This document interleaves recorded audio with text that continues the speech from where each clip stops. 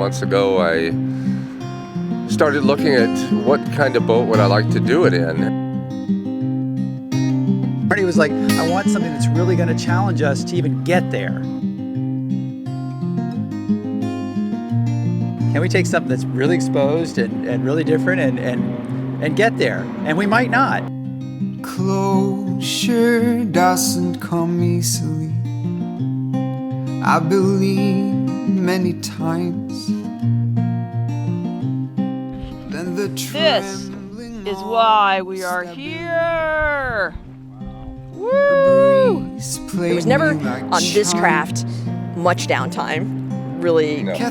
there was no switching with the other crew. You know, we were always on.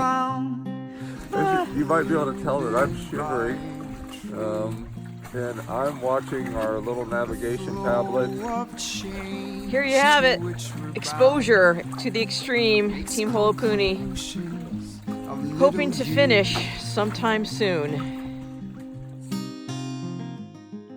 Daniel, the race boss, said, you know, this race will find and exploit any tiny weakness. We had seas that suddenly started breaking from different directions, and suddenly they became steep, much steeper than they'd been, and started breaking, and they broke over Marty's head, knocking his glasses off and punched right through the spray skirt.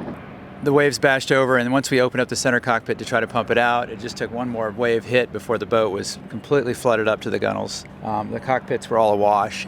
There was no way we were going to be able to pump that out in those conditions for a long time. We just all looked at each other and instantly knew, you know, we've got to push the SOS button.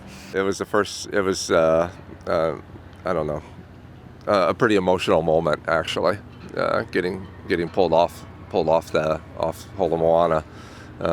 It was sad and happy at the same time. That was a humbling, super humbling experience to be on the other side of that and accept that help. We came back here and we sort of mounted this small expedition to go get the boat. Looking, and it was hours and we hadn't seen her, and you know, finally we were handing off the binoculars to the people with younger eyes. Taylor from the media crew spotted something, and she's like, yes, I'm for sure, it's orange and yellow, orange and yellow. Kept going towards that point, and we kept thinking it could be a different sailboat, but it was not a different sailboat, it was our boat.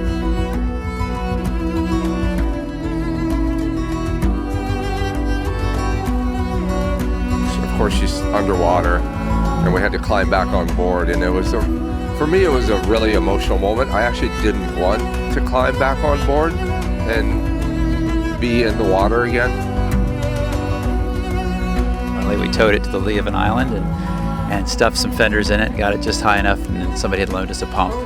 Ketchikan's been wonderful. They loaned us a pump, and we were able to pump the water out in just a matter of, like, in 2 minutes, the boat was like, boom, looked like it was ready to go again, and it was.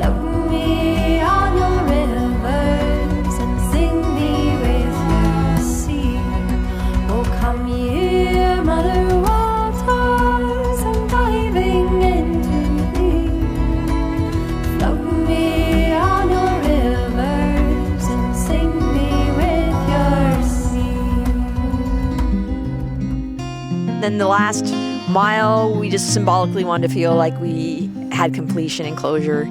So we just got on board and paddled her in the last mile.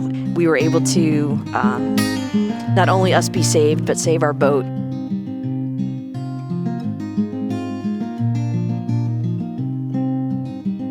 was really proud that we took this beautiful Hawaiian outrigger sailing canoe. We sailed it all the way from Seattle to within just A spitting distance. 50 miles of Ketchikan. We're all in our 50s, and in an earlier time in our life, we might have felt like, oh, we didn't make it. We didn't make our goal, and that might be something that would be upsetting.